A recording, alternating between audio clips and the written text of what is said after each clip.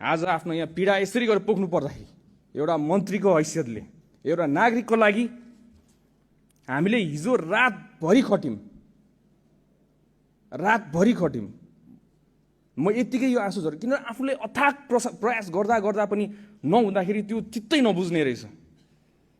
देशको कुन चाहिँ संयन्त्र चलाए जुन संयन्त्र नेपाल प्रहरी ट्राफिक प्रहरी जसरी पहिला नेताको मात्र रक्षा गर्नुलाई आज हिजो राति तपाईँ हेर्नु होला त्यहाँ रातभरि नेपाल प्रहरी ट्राफिक प्रहरीहरू बाटोभरि उभिएर बसेका थियो।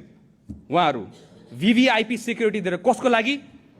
गणेश नेपालीको सेफ ट्रान्सफर एयरपोर्टको लागि रातभरि सुतेका छैनन् उहाँहरू पनि आफ्नो नागरिकको रक्षा गर्नको लागि।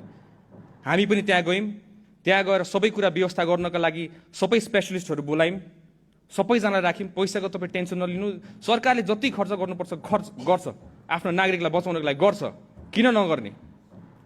पहिला त्यही भिआइपीलाई मात्र सेक्युरिटी दिन्छ भने आज नागरिकलाई सेक्युरिटी दिनको लागि हरेक बाटोको कुना काप्चामा बसेको थियो।